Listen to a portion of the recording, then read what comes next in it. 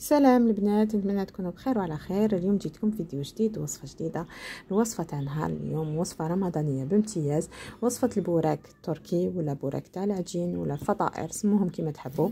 وصفه سهله خفيفه تحضر في دقائق بحشوه اقتصاديه، والنتيجه مضمونه كما راكم تشوفوا، تجي بزاف خفيفه. بلا ما نطول عليكم، ندوزو مع بعض المقادير وطريقه التحضير. بالنسبه للمقادير نحتاجو كاس تاع 200 ملل حليب دافي، نحتاجو حبيبه ديال البيض، مغرفه ديال الخل، مغرفه تاع خميره، ومغرفه تاع الملح، ومغرفه تاع السكر. نبداو في طريقه التحضير. اول حاجه نفرغ هذاك الحليب كنت دفيته من قبل، نضيف عليه مغرفه يعني مغرفه تاع ماكله تاع خميره،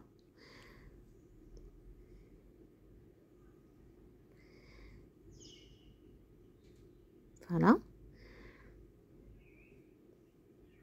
ونضيفوا عليها ليكيفالون تاع مغرفه تاع ماكله كيف تاع السكر. هنا استعملت مره صغيره دونك راح ندير 2 مغارف كما راكم تشوفوا. نحركوا هذيك الخميره والسكر ونغطوها ونخلوها تتفاعل واحد حوالي 10 دقائق، ونعاودوا نرجعوا ليها. كتشوفوا المكونات ما كاين حتى حاجه، ونسحقوا الفرينه بيان سور بطبيعه الحال. هنا بعد ما خليناها تفاعلت 10 دقائق، شوفوا ندير ليها دوك النبابل، ونجوزو نضيفوا بقيه المكونات اللي هما الخل والبيض. ما نضيفوهش كامل، نضيفوا غير البياض، نخلو الصفار من بعد ندهنوا به الخبيزات تاعنا. دونك هنا يعني عزلت البياض وحطيت الصفار دو كوتي، ونضيفوا الملح هنايا كانت هذيك لابارتي راحت لي، دونك ما تنساوش تضيفوا الملح حسب الذوق. انا درت ملعقه صغيره. نحرك غير بالفوي ونجيب الفرينه نطمها مع الاول غير بالفوي، راح تشوفوا يعني ما تحتاجش من عجن ولا دلك ولا، تحضر معاكم في دقائق وسهله يعني فريمون. الحشو تاعها تشوفوا حشو مختلف على الحشوات اللي مدارين نديروهم، وراح يعطيكم نتيجه بزاف بنينه. مام ولادكم لما ياكلوش الخضره راح يولوا ياكلوها لكم. فوالا هنايا نكمل نطم بالفوي.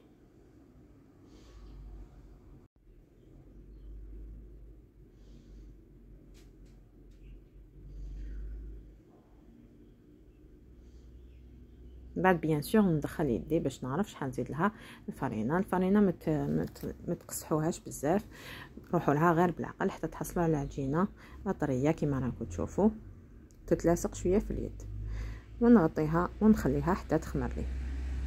نجوزو للحشو. الحشو تاع ليه تاع بومسلك تحضريه في دقائق. هنايا كنت سكرفشت حبيبه قرعه، حبيبه زروديه، حبيبه بصل صغيره، 4 صدر ديال الدجاج، درت لهم شويه زيتون مقطع، مغرفه تاع طوماطيش، والتوابل درت فلفل كحل، فلفل عكري، توابل الدجاج، توابل لكم الاختيار، ديروا اللي تحبوا. اللي يحب الحار يزيد يدير الحار، والملح بطبيعه الحال.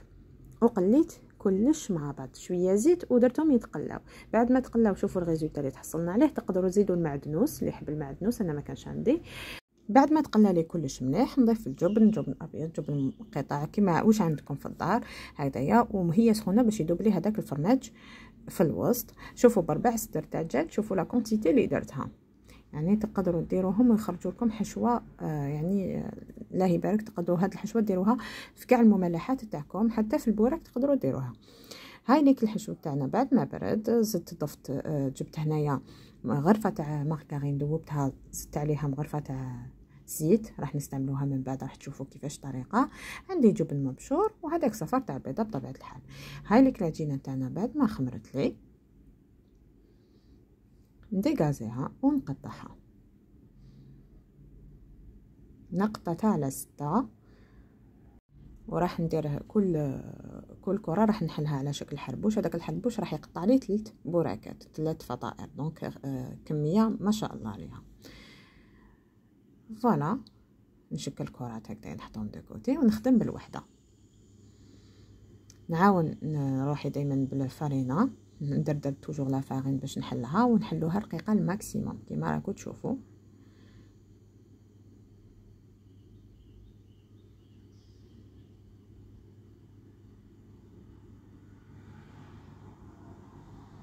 ونحاولوا نحلوها على شكل مستطيل ماشي مدوره.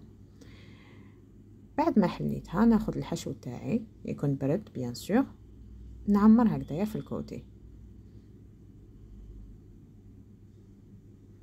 نعمرو ما تشحوش، دونك عمرو ديروا كميه مليحه داخل الفطائر تاعنا، ونزيدوا شويه جبن مبشور.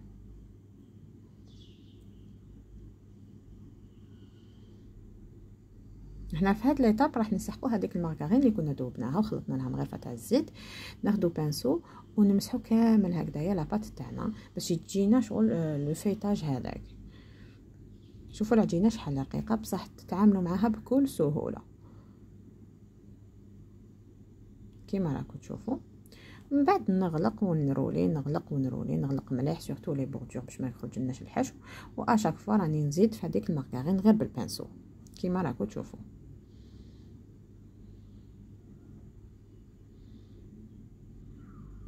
يعني طريقه سهله ماشي بزاف واعره. ونحطوها في السنيوه نكونوا دهناها بالزيت. فوالا نكملوا الباقيه بنفس الطريقه. هنا نحطوها بيان سور كي نحطوها على هذيك الغلقه اللي غلقناها، ما نقلبوهاش كيما راهي نحطوها هنا. يعني نحل معكم واحده اخرى توجور نعاون روحي بالفرينه ونحلوها رقيقه الماكسيموم كيما كنت وضحت لكم. وبنفس الطريقه نعمر لافارس تاعنا، نزيدو هذاك لو فرomاج غابي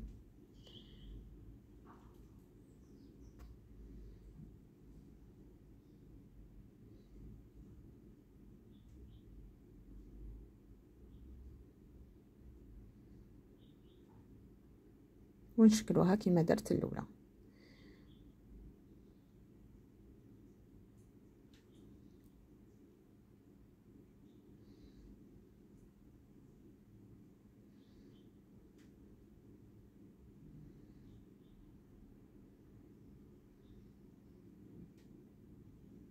نحاول نغلقها مليح.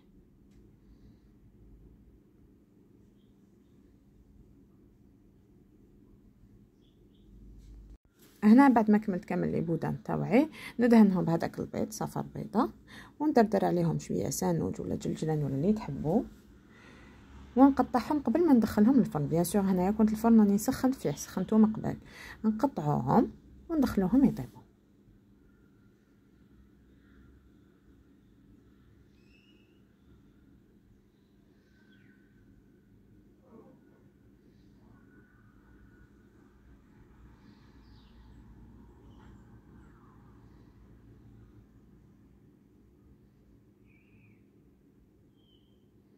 هذه هي النتيجة النهائية. نتمنى الوصفة تاعنا اليوم عجبتكم. لا عجبتكم ما تنساوش تخلوا لي تعليقاتكم واللايكات، واللي ماشي مشتركين نقول لكم اشتركوا وفعلوا زر التنبيهات. في امان الله.